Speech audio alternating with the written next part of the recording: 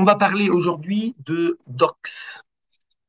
Pour ceux qui étaient là la première fois, parce qu'on a fait déjà un premier webinaire sur ACC, qui est la plateforme d'Autodesk.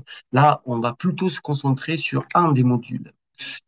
Petite introduction sur ACC. ACC, en fait, c'est la plateforme de chez Autodesk. ACC, c'est l'acronyme, ça veut dire Autodesk Cloud Construction. Et c'est la plateforme qui contient le module Docs qu'on va voir justement aujourd'hui. Sachez que la plateforme de chez Autodesk, ACC, est une plateforme euh, qui a comme but de devenir en fait la référence des plateformes.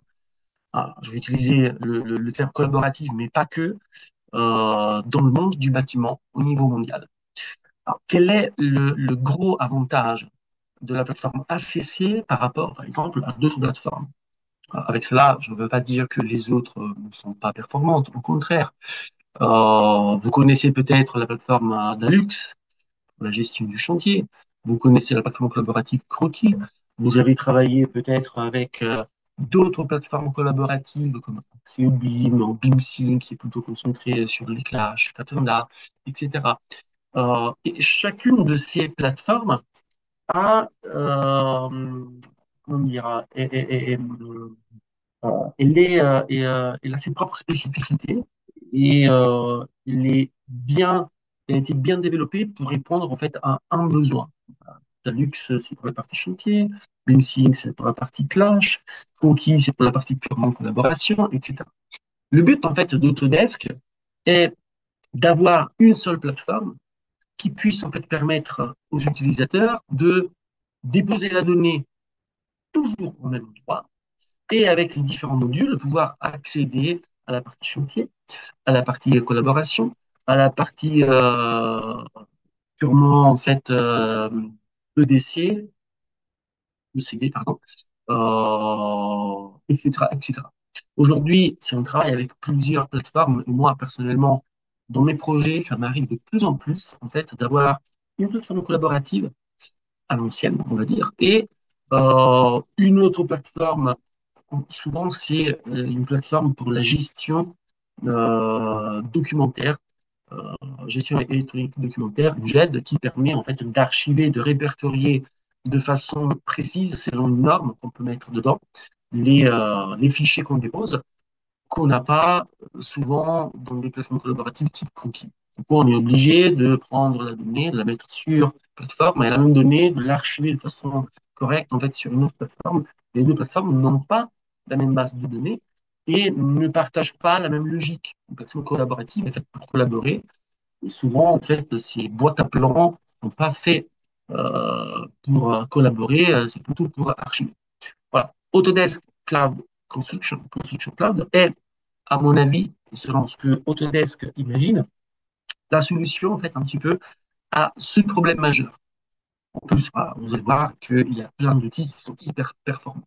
Du coup, les avantages d'ACC, bon, flexibilité, accès aux infos, suivi de modifications, mais surtout, en fait, l'idée d'Autodesk est de vous donner accès à une plateforme pendant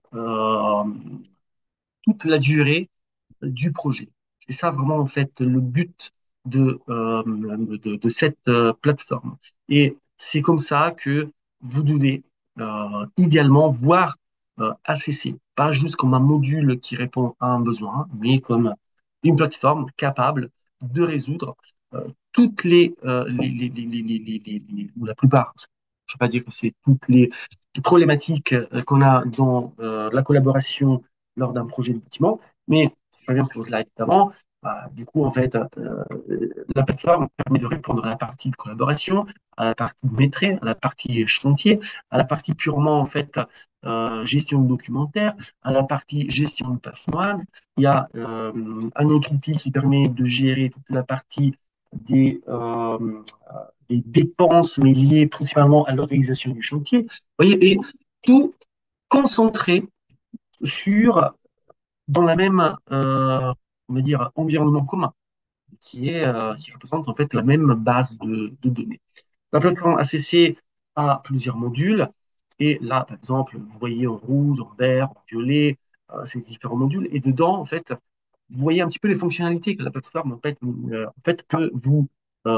auxquelles vous pouvez avoir accès. Vous avez des observations, des problèmes, des visas, la gestion financière, euh, du chantier, attention, les formulaires qu'on peut amener sur le chantier, sortir des quantités, convention de nommage, on peut collaborer, faire de la détection de clash, etc., etc. Il n'y a pas toute la partie liée à la gestion de patrimoine.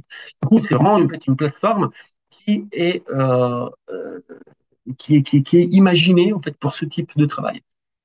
Euh, Comment elle est organisée, cette plateforme? Parce que nous, on va se concentrer uniquement sur le module Docs aujourd'hui, qui est le module en fait, qui est en rouge. En fait, ce que vous pouvez voir à l'écran, on va dire, c'est tout ce qu'on peut avoir sur la plateforme. Le module Docs est le module qu'on va aborder aujourd'hui. Et ce module est fondamental pour en fait, l'abonnement aux autres modules. C'est-à-dire, si on souhaite souscrire à l'abonnement à BIM Collaborate, bah, automatiquement, bah, en fait, on a aussi l'abonnement en fait, à BIMDocs. BIMDocs, il faut voir vraiment comme le socle en commun entre tous les modules qui sont disponibles sur la plateforme. Et chaque module ne peut pas être activé sans avoir activé aussi Docs. Et ne vous inquiétez pas, dès que vous activez Bing Collaborate, automatiquement, le module Docs est activé par défaut. En gros, si je résume, je peux avoir Bing Collaborate, Takeoff, Build, Tandem, Cost Management, etc. Et tous ces modules peuvent exister, peuvent être activés uniquement s'il y a Docs. En revanche, Docs peut être activé tout seul sans forcément en fait activer des modules supplémentaires.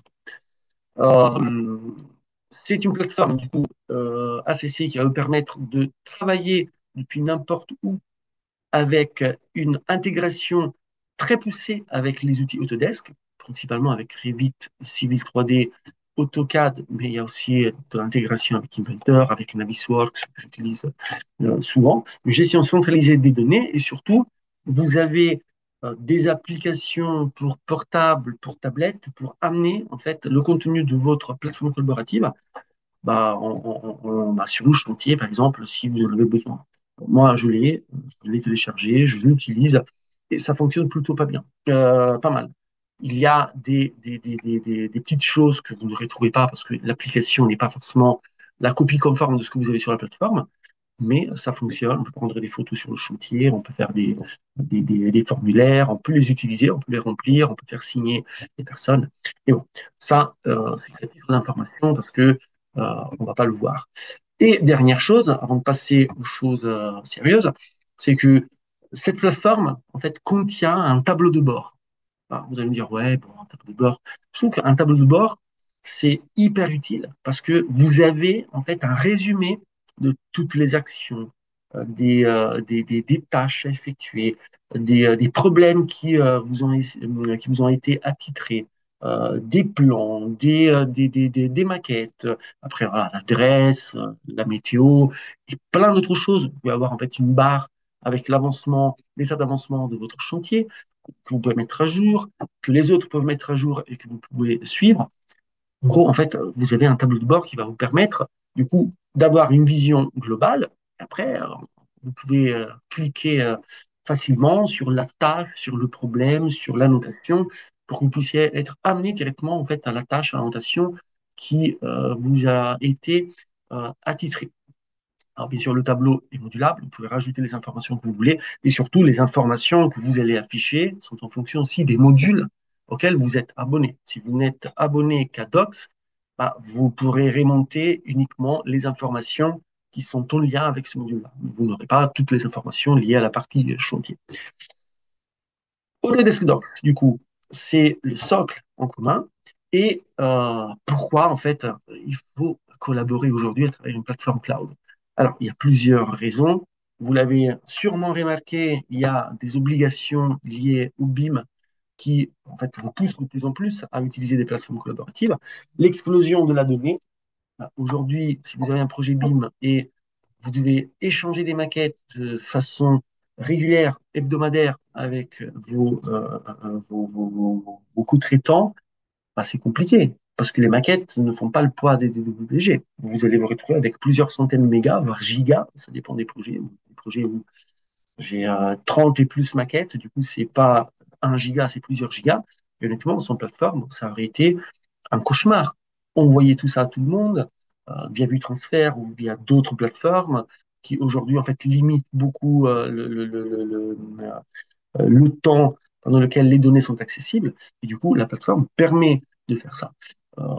Ça répond aussi au fait que les équipes peuvent être en fait un petit peu délocalisées et les projets plus en plus complexes, la plateforme aussi a une réponse grâce en fait à la collaboration, au fait qu'il y a plein d'outils qui vont vous permettre en fait de centraliser l'information, même les échanges, en fait, mail, si vous voulez, vous pouvez les centraliser via la plateforme.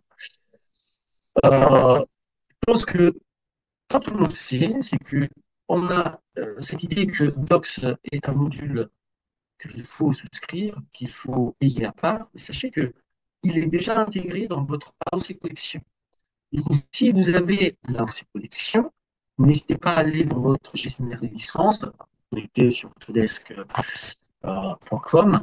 Vous avez vos produits et services. Là-dedans, vous allez retrouver aussi ACC et le module Docs. Ou plus simplement, vous tapez sur le navigateur Autodesk Docs, vous allez tomber sur la page, vous allez cliquer sur se connecter, et là, vous allez, avec votre mot de passe et vos identifiants, vous allez avoir accès en fait, à votre espace euh, sur Docs, sur votre plateforme, sur ACC, vous allez avoir accès en fait, au module Docs. Qu'est-ce qu'on peut faire concrètement avec Docs? Alors, ça, c'est la liste, on va dire, plus ou moins complète de tous les modules qu'on a dans Docs. Malheureusement, le temps n'est pas infini. Du coup, on va aborder la plupart de ces modules, mais pas tous les modules seront traités lors de ce webinaire. On peut contrôler et gérer les documents. On peut faire des révisions et mettre en place des workflows de révision et des visas. On peut comparer des fichiers 2D et 3D. On peut faire de la transmission et du suivi de la transmission de données. On peut transférer des données d'un projet à l'autre. On peut annoter les documents. Et attention, quand je dis annoter, c'est pas juste les fichiers, les paquettes. En fait, on peut annoter pas mal de documents et on peut suivre les questions, les observations, les problèmes qui évoluent au fur et à mesure en fait de l'avancement du projet. On peut faire plutôt du reporting et analyser en fait certaines données qui sont sur la plateforme. Un gros atout de Docs, c'est que la plateforme est capable de lire plus de 83 types de formats de fichiers. Attention, j'ai bien dit que la plateforme est capable de lire. Ça ne veut pas dire que vous êtes limité à 83 types de formats. Vous pouvez mettre tout type de format sur la plateforme, à l'exception de tout ce qui est point .exe. En général, les plateformes, je ne me rappelle plus, voilà, vous prenez avec la pincette ce que je suis en train de vous dire. De mémoire, en fait, il n'est pas capable d'accepter les points .exe, parce qu'en général, ils peuvent contenir des virus, du coup, il les bloque directement. Mais à part les points .exe, vous pouvez mettre en fait dedans plein de formats de fichiers. Parmi tous les formats de fichiers qui existent dans le monde entier, il y en a 83 qui sont lisibles. Alors, certains d'entre vous pourraient dire, ah bah oui, mais que 83. Par contre, en fait, il y a vraiment une infinité de formats de fichiers. Alors, sachez que c'est déjà pas mal. Pouvoir mettre du Rhino et voir en fait directement la maquette sans devoir télécharger et avoir en fait Rhinoceros, des points SketchUp, SKP, des points SAT, plein en fait de formats de fichiers qui nécessiteraient d'un logiciel spécifique, en fait, la plateforme est capable de les visualiser. Et si vous pouvez les visualiser, du coup, vous pouvez mettre des annotations, vous pouvez prendre des cotes, vous pouvez faire des observations. Ce n'est pas la même chose que mettre des annotations, faire des observations dans la plateforme.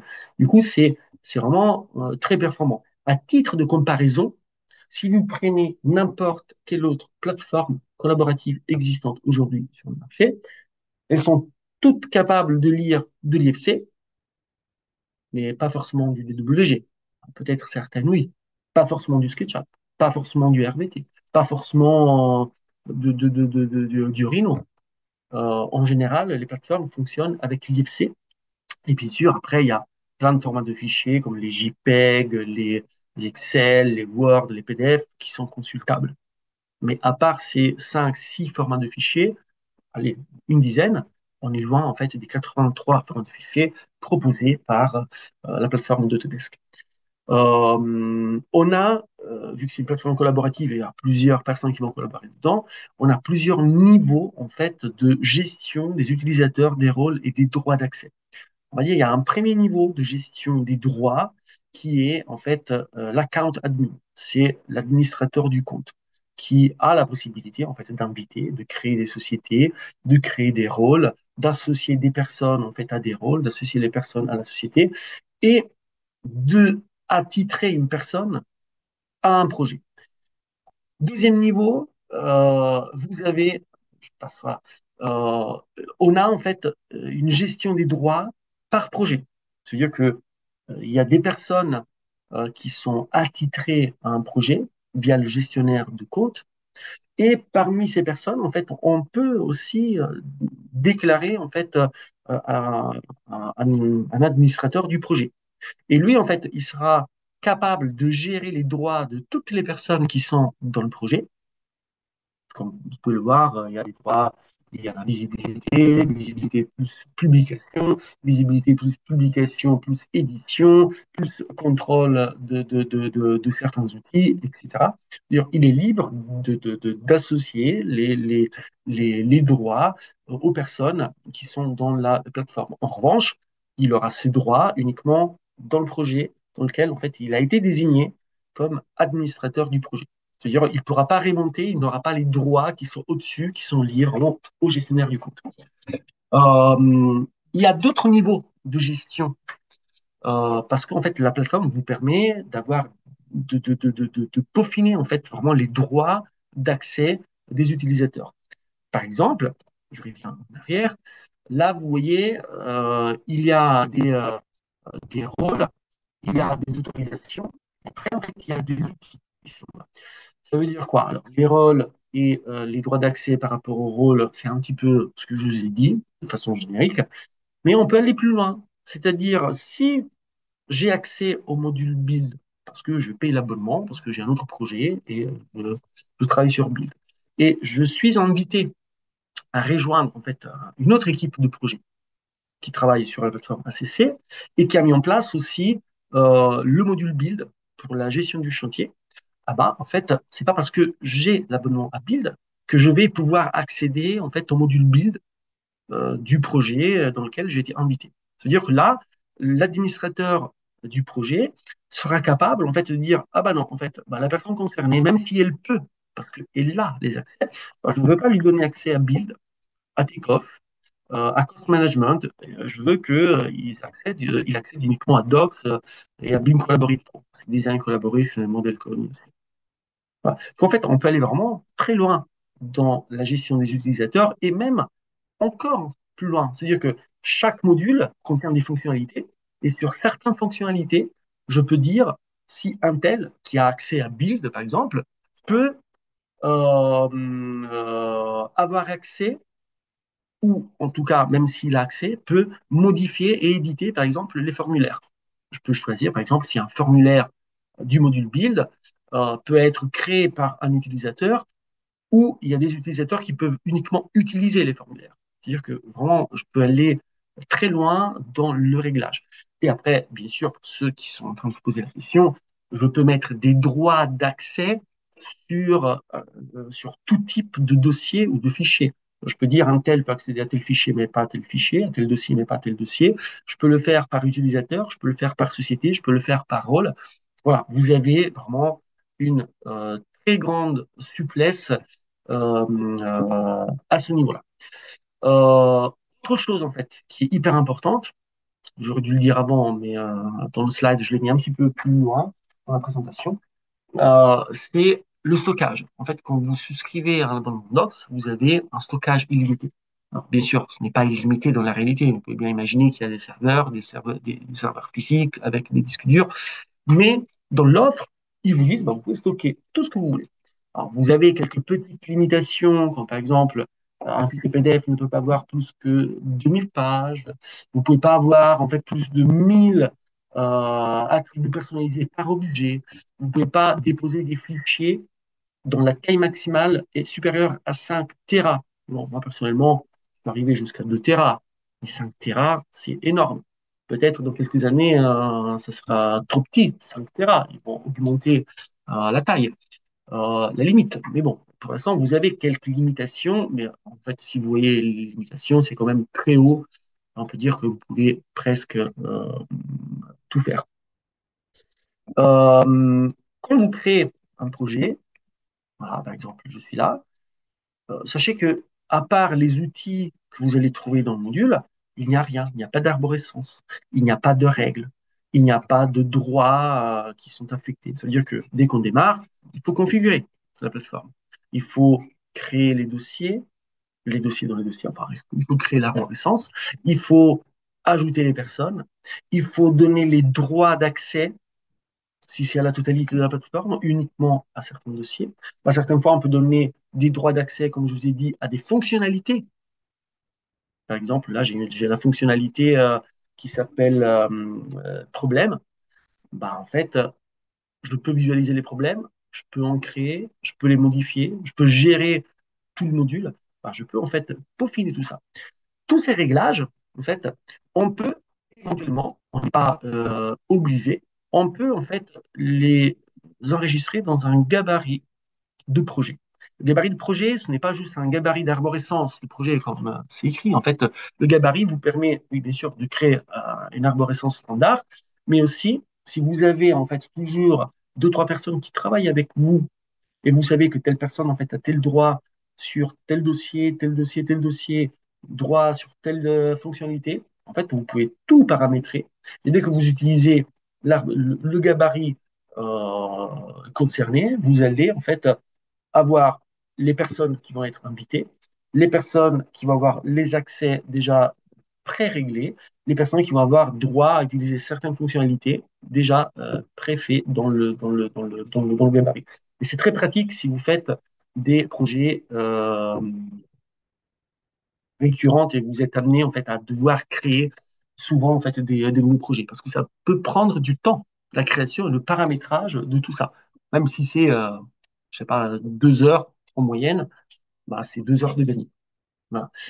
Euh, la plateforme Docs vous permet en fait de mettre en place une convention de nommage. Attention, qu'est-ce que c'est cette convention de nommage? Pour ceux qui ont travaillé déjà, par exemple, sur des projets BIM, vous savez que dans la convention BIM, on met en place, on fait une codification de nommage pour tous les fichiers, surtout les fichiers FC et natifs. Ça, c'est une chose. C'est-à-dire que vous devez respecter une certaine codification de nommage. La codification de nommage qui est intégrée dans la plateforme, en fait, ça vous permet de créer un certain nombre de champs, vous le voyez ici, avec des valeurs que vous pouvez en fait pré-paramétrer, qui doivent être en fait remplies obligatoirement à chaque fois qu'on dépose en fait un fichier. On dépose le fichier, le système détecte que c'est pas comme ça la façon qui a été utilisée pour nommer le fichier n'est pas en fait accepté. Si je le dépose et la codification de nommage n'est pas la bonne, il y a une fenêtre qui va s'ouvrir et qui va me dire en fait si tu veux déposer ton fichier, il faut que tu nommes ton fichier. Et du coup, il va vous permettre de le faire directement depuis la plateforme. C'est-à-dire que vous avez des menus déroulants, vous cliquez sur le premier, vous voyez la liste en fait de tout ce que vous pouvez mettre en PRJ, de tout ce que vous pouvez mettre en phase, et du coup, vous devez choisir de faire des choix à chaque fois. Uniquement quand la codification de l'image est bonne, vous cliquez sur OK et votre fichier est validé. Entre-temps, le fichier peut être quand même déposé sur la plateforme, mais il va en fait dans un espace tampon, dans lequel en fait, il y a les fichiers qui ne sont pas validés. Et jusqu'à ce qu'ils ne sont pas validés, ils ne passeront pas là-dedans, là où il y a l'arborescence officielle de votre plateforme. Et ça, c'est un outil, moi personnellement, qui est très recherché sur les derniers projets que je suis en train de faire. Alors ça, on va le voir un petit peu plus tard, mais sachez que vous pouvez verrouiller un dossier pour éviter d'avoir des modifications. Vous pouvez partager un dossier, mais pas qu'un dossier, même un fichier. Et on va le voir plus tard dans la présentation. La plateforme, en fait, vous met à disposition aussi un système de versionning. Alors, qu'est-ce que c'est un système de versionning? Là, vous voyez en fait en tourelle rouge. À chaque fois qu'on dépose un fichier sur la plateforme, bah, il est stocké dans la plateforme, et à chaque fois qu'on remet à jour ce fichier et qu'on le glisse à nouveau dans la plateforme, bah, automatiquement, le système va détecter qu'il s'agit du même fichier, mais que c'est une nouvelle version, et du coup, il ne va pas écraser l'ancienne version, il va la garder en mémoire. Et du coup, on a la possibilité de, à chaque chargement, d'avoir en fait la version qui augmente, V7, V8, V10, V15. Et toutes ces versions sont disponibles via l'interface de la plateforme. C'est-à-dire, on peut cliquer ici sur V7, il y a un menu suivre sur la droite, et vous avez en fait la date de dépôt de chaque fichier effectué par la personne concernée. Et vous pouvez en fait cliquer sur la version qui vous intéresse et la télécharger, par exemple. Dans tous les cas de figure, ce que vous voyez depuis la plateforme, ce sera toujours la dernière version, sauf si vous ne faites pas des réglages euh, particuliers. Si je prends par exemple un fichier IFC ou RVT ou tout autre type de fichier 3D. En gros, quand je clique sur le fichier, je vais voir la maquette. Et après, en haut à gauche, j'ai les versions. C'est-à-dire, en cliquant sur une de ces versions, bah, va me recharger le modèle qui était en fait dans cette version. Une autre chose en fait qui est très puissante et que moi j'utilise pour essayer de détecter des décalages, alors pas forcément sur les fichiers 2D, je vais vous montrer la partie 3D aussi, c'est la comparaison de fichiers 2D et 3D.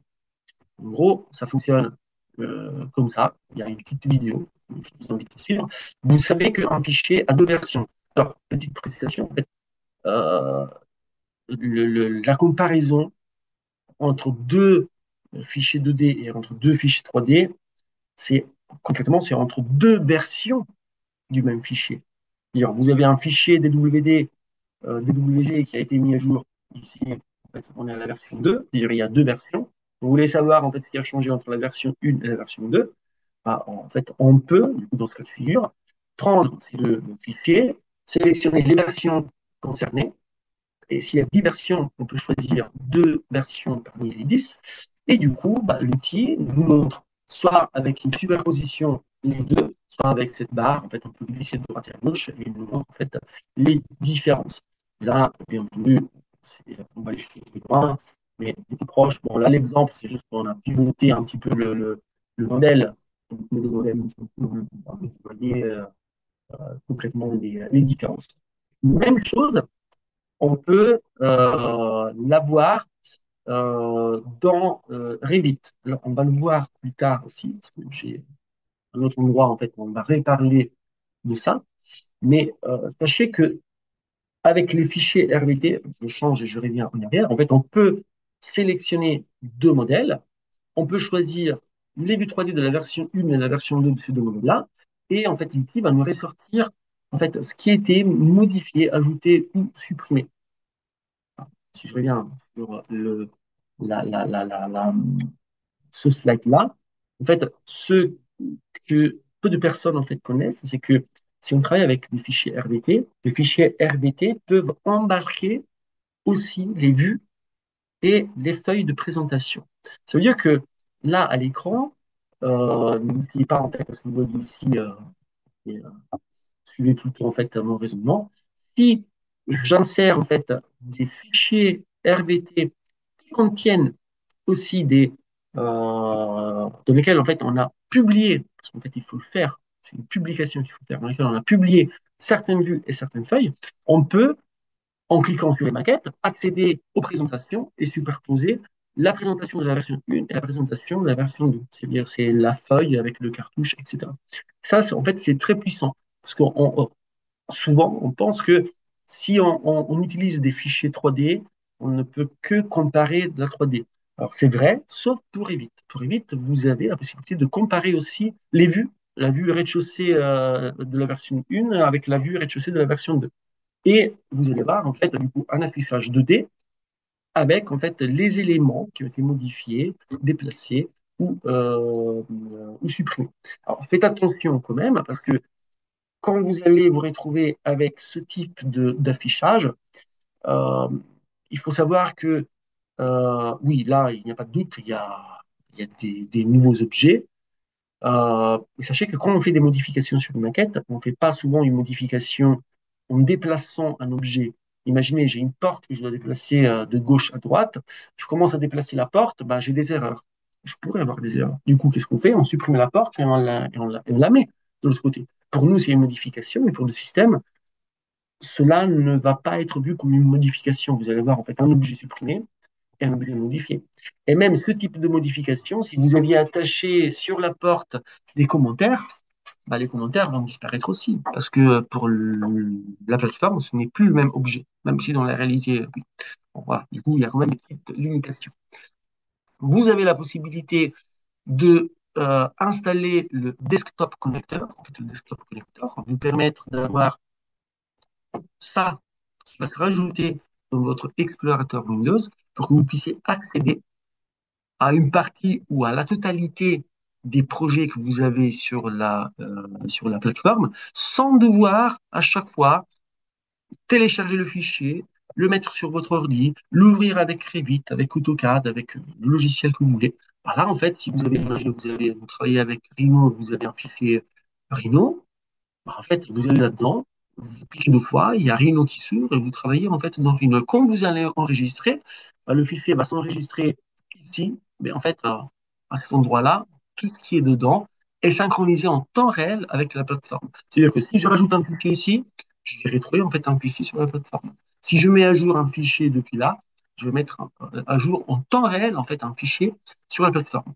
Et honnêtement, si on travaille avec la suite Autodesk, comment dire, c'est très simple d'utilisation et surtout ça fait gagner beaucoup de temps et aussi on oublie en fait les petites erreurs qu'on pourrait avoir. Ah tiens, j'ai oublié de charger le dernier fichier. Ça se fait en fait tout seul en temps réel.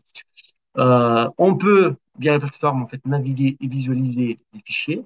Ah, ce que je suis en train de vous montrer, c'est pas forcément des fichiers Autodesk. Ça peut être des PDF, ça peut être des images, ça peut être des SAT, des SketchUp, etc.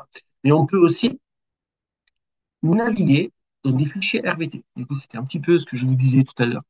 Quand on va naviguer dans un fichier RVT, en haut à gauche, vous allez avoir la possibilité d'afficher la partie 3D du fichier et la partie 2D. Et si on clique sur la partie 2D, bah, on voit qu'on a tout ce qu'on a décidé de publier. Attention, ce qu'on voit là, c'est pas tout ce qu'on a dans notre fichier Revit. C'est tout ce qu'on décide de publier sur la plateforme. C'est un petit peu particulier comme concept, parce que sur la plateforme, il y a la totalité du fichier, mais depuis la plateforme, on peut voir uniquement ce qu'on a décidé de publier. Là, j'ai décidé de publier des vues et une feuille, et du coup, je peux afficher cette feuille. Et une fois que la feuille est affichée, je peux, bah, comme si c'était un PDF, alors en fait, c'est pas un PDF. Là, je suis en train de lire directement la présentation qui est dans Revit. Je peux faire des annotations, ce que vous voyez en rouge, ou je peux mettre des observations. Et les observations, on va voir plus tard, on les retrouve, ça c'est une capture d'écran faite depuis Revit, on les retrouve automatiquement dans Revit. Et si le même modèle, il avait été aussi utilisé dans Navisworks, bah, j'aurais retrouvé dans Navisworks. Alors, pas là parce que c'est une observation qui a été faite sur une vue 2D qui n'existe pas vraiment dans Navisworks, mais si l'observation avait été faite dans la 3D, j'aurais récupéré aussi l'observation dans la 3D de Navisworks. Et en fait, c'était la même observation.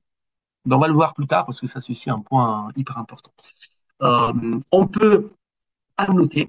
Alors, attention, les annotations, c'est une chose. Les observations, je vous l'ai dit tout à l'heure, c'est autre chose. Les annotations, bah, j'ouvre un fichier, j'écris dessus, j'ajoute du texte, je mets des flèches, j'annote, en fait, je fais des notes sur mon fichier. Le gros avantage est que j'ai deux statuts de notes. Les notes peuvent être privées ou publiques. C'est-à-dire, je peux ouvrir un fichier, je peux mettre des centaines de notes et j'en publie aucune. C'est-à-dire qu'il y aura uniquement moi qui pourra visualiser ces remarques. C'est-à-dire que le même fichier, ouvert par une autre personne, ne contiendra pas toutes ces remarques. Au contraire, la personne pourra, elle aussi, faire ses notes et les garder en fait en privé. C'est-à-dire qu'il y a le même fichier ouvert par des dizaines de personnes avec des notes différentes. Et à tout moment, vous pouvez dire, ah tiens, en fait, cette note-là, je souhaite la partager. Je peux la rendre publique. À partir de ce moment-là, cette note-là sera visible par tout le monde. Il y a quand même, euh, c'est très bien, mais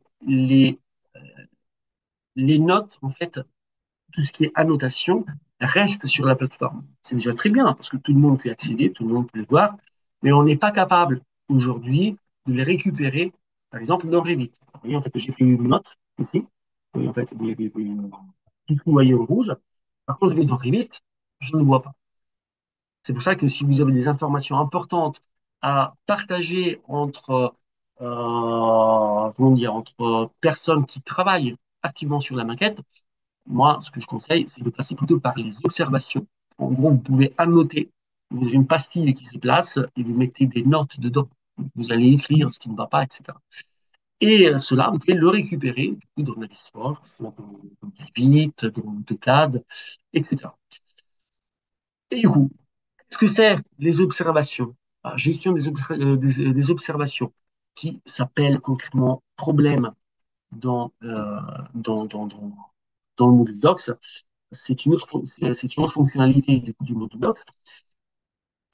Avec les observations, en fait, vous pouvez créer des remarques, des observations, des questions, en fait, géolocalisées en 2D ou en 3D. C'est-à-dire, vous ouvrez la maquette, vous cliquez à un endroit, et du coup, à cet endroit-là, ben, vous faites vos remarques. Il y a une capture d'écran qui est remarquée. Vous pouvez gérer le statut de destinataire, l'échéance. Si vous souhaitez, vous pouvez rajouter des pièces jointes parce que si vous estimez que votre question, votre remarque n'est pas très claire et vous avez besoin de lui montrer un document, vous pouvez mettre le document dedans. Vous pouvez suivre les corrections en temps réel et vous pouvez générer des rapports de tout cela. Le gros avantage, en fait, c'est que ces observations, vous n'êtes pas obligé de les faire via la plateforme. Vous n'êtes pas obligé de le faire via le logiciel. En fait, vous êtes libre de les créer depuis Revit, depuis AutoCAD, depuis Navisworks, depuis la plateforme. Et tout ce qu'on fait est centralisé dans la plateforme. C'est-à-dire que la liste d'observations, de problèmes que vous voyez ici, bah, n'a pas été créée depuis la plateforme. Certes, je pourrais créer la totalité des observations depuis la plateforme, et après, ceux qui travaillent sur Revit récupèrent juste les observations que j'ai faites pour pouvoir en fait les mettre à jour directement dans Revit. Et là, on voit tout de suite en fait le côté pratique. C'est que si on récupère tout ça dans Revit, on clique sur l'observation, mais je vais vous montrer plus tard, bah, on a le modèle qui va pivoter dans le bon sens. On voit exactement le même point de vue qui a été créé par celui qui a généré l'observation. On retrouve toutes les annotations, etc. dedans, et nous, on peut répondre depuis notre poste en disant, OK, c'est corrigé, c'est bon, je change le statut, je le mets en fermé, et du coup, la plateforme va enregistrer comme un tel jour, à telle heure, à fermer l'observation, parce que, et il y aura en fait la remarque derrière. Et tout ça, en fait, c'est centralisé. Il ne faut pas télécharger, avoir la maquette sur son poste, etc. En fait, on peut faire tout vraiment avec une facilité qui n'existait pas en fait il y a quelques années. Euh, pour en fait avoir les observations dans en fait les logiciels métiers, il faut télécharger un petit plugin gratuit officiel Autodesk qui s'appelle Issue. C'est un plugin que vous pouvez installer par exemple dans Revit. Vous avez l'onglet problème qui va apparaître avec l'ensemble des, euh, des outils. Et si je reviens ici dans Navisworks, vous allez avoir la même chose. Là, dans Navisworks, je retrouve en fait en coordination il est téléchargé le modèle, je vais vite. Je retrouve en fait le même module, juste temps. Voilà. Manage Issues. Je vais avoir la même fenêtre. Si vous vous rappelez, en fait, c'est la même fenêtre que je vous ai montré en fait lors de capture d'écran. Et là, je ne sais pas si vous avez vu, mais on peut tout simplement cliquer sur un clash et la liste des clashs, enfin, c'est la liste des problèmes issus depuis la plateforme ou depuis Revit. En fait, on peut tout simplement cliquer sur un problème et du coup, bah, Navisworks, mais de la même façon dans Revit, va se réorienter pour vous montrer le même point de vue. Et après, là-dedans, je rentre dans le problème et je lui dis il a fait, quelles sont les problématiques, j'ai des captures d'écran, etc. Et comme je vous dis, en fait, c'est bidirectionnel. C'est-à-dire, à partir de Revit ou de Visualworks, je peux générer toujours via la même interface, je peux générer, je peux, voilà, je peux créer un problème. Il faut que je crée un problème, j'ai la même fenêtre que je retrouve dans la plateforme, je la compile, je mets à qui j'associe le clash, les délais, etc. Et je le retrouve du coup dans Revit. Le même clash, je clique, hop, et je retrouve le même clash dans Revit, et je retrouve le même clash, je l'appelle clash, mais c'est des problèmes, sur la plateforme. Tout est vraiment bien centralisé. Et là, juste pour montrer, j'ai fait des captures d'écran que j'ai des clashs, je clique sur un clash, du coup, je vois le contenu du problème, je sais que le problème est la partie que je vois ici à l'écran. Je peux via la plateforme, via un autre outil qui est toujours inclus dans Docs, faire de la révision de documents. Je peux créer des workflows dans lesquels, en fait, je peux avoir plusieurs étapes. Par exemple, j'ai besoin que tel fichier ou plusieurs fichiers, parce que je suis libre de mettre une révision sur un dossier, sur un fichier ou sur plusieurs fichiers. Et une fois que je crée en fait la révision ou visa, c'est fait pour faire des visas, je peux dire en fait qui demande en fait la révision, qui en fait doit approuver le document une première fois, qui doit l'approuver une deuxième fois afin que le document soit validé. Attention, ça ne veut pas dire que l'approbation doit être toujours une approbation de 2 étapes. On peut aller de 1 jusqu'à 5 étapes. On continue, ça veut dire en fait, il faut que le premier puisse donner son approbation avant que le deuxième puisse avoir la notification pour qu'il puisse dire OK, pour moi c'est bon. Et il y a une chaîne. Du coup, dès que quelqu'un dit en fait pour moi c'est pas approuvé, hop, ça répare de zéro. Il faut recharger un nouveau document et refaire toutes les checks qui sont dans le workflow d'approbation. On peut aller jusqu'à maximum 5 étapes. Ou on peut faire des approbations par groupe. Sur là, le petit carré, ce n'est pas une personne, mais c'est un groupe de personnes. Par exemple, je travaille avec 2 archis, je veux soumettre un document avec la personne qui bosse dans le cabinet, dans l'agence d'architecture numéro 1, agence d'architecture numéro 2, bah, en fait, je fais une approbation par groupe et je mets les personnes dans un groupe. C'est-à-dire que les 2 personnes doivent approuver le document pour que le document soit approuvé. S'il y a une des 2 personnes qui n'approuve pas, ou une des 10 personnes, parce qu'après, je peux insérer autant de personnes que je veux, bah, du coup, le document n'est pas approuvé. Il faut que la totalité des personnes approuvent pour que l'étape d'approbation soit validée.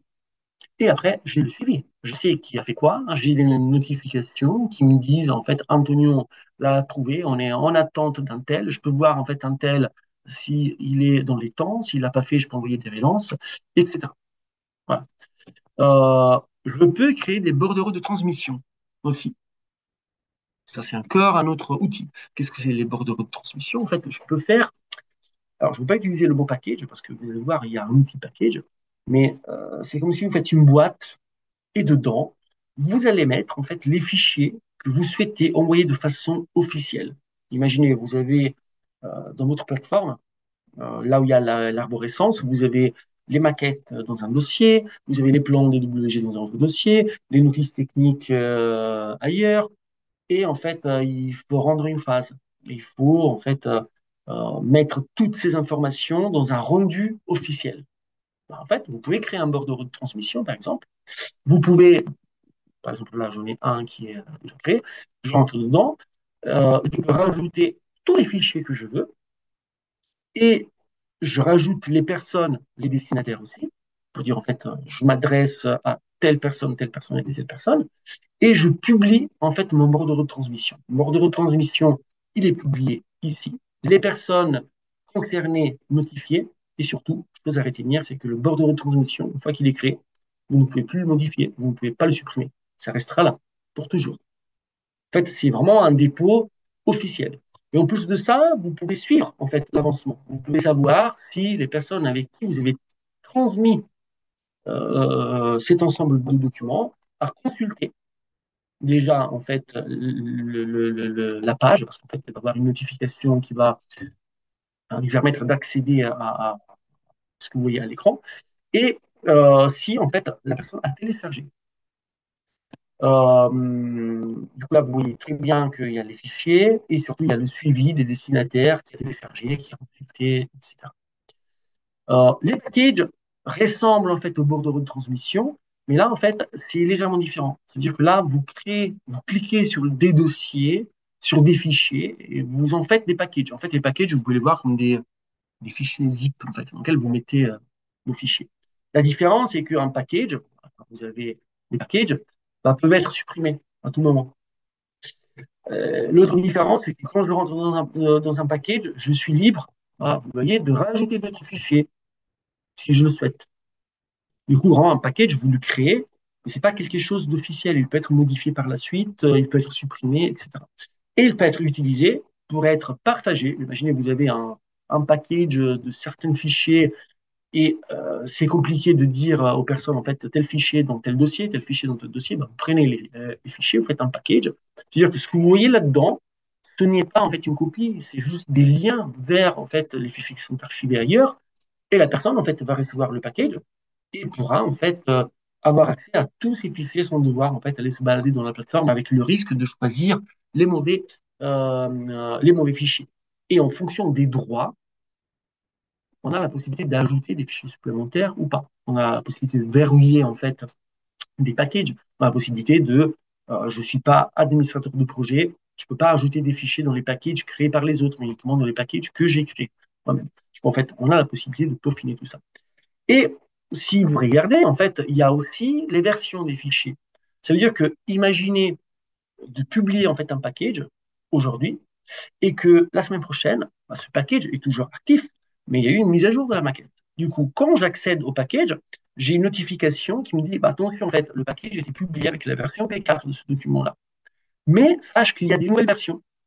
Du coup, on peut cliquer ici, voir quelles sont les nouvelles versions et éventuellement bah, demander que la nouvelle version soit intégrée au package si nous n'avons pas les droits de le faire, sinon on peut le faire nous-mêmes.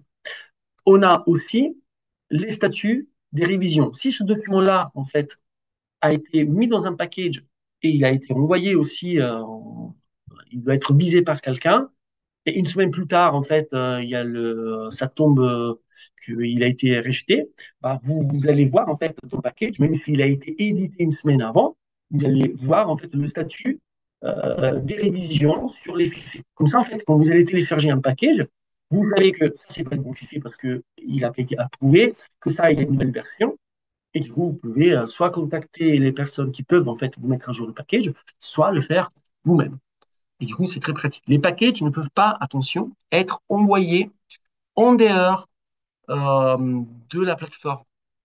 Ça veut dire que si j'ai un abonnement à Docs, je peux, en fait, je ne sais pas si j'ai un slide, non, je peux recevoir en fait le package, même si je ne fais pas partie du projet. J'ai l'abonnement à Docs, je peux, en fait, ici, il y a partager, vous pouvez partager à des membres de votre projet ou à des membres d'un autre projet.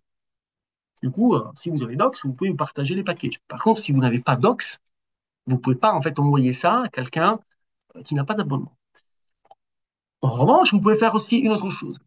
Vous pouvez choisir des fichiers, ça on l'avait vu un petit peu plus haut, je vous avais dit on va le voir plus tard. Vous pouvez en fait sélectionner des fichiers ou des dossiers et générer des liens.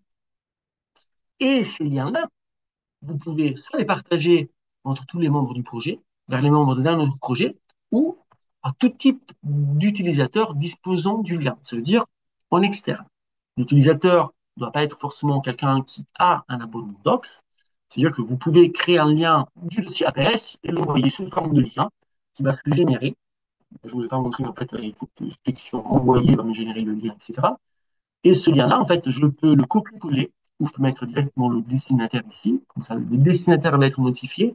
Ou sinon, je peux copier vraiment le lien qui est là-dedans et le coller, l'envoyer dans un chat à quelqu'un d'autre. Du coup, euh, ceux disposant du lien pourront avoir accès en fait au contenu du dossier en question. Mais attention, le lien vous permettra d'atterrir sur une page blanche dans laquelle il y aura en plein milieu un bouton télécharger qui va vous permettre de télécharger le dossier. À aucun moment, vous arriverez à rentrer dans la plateforme si vous n'avez pas d'abonnement Docs.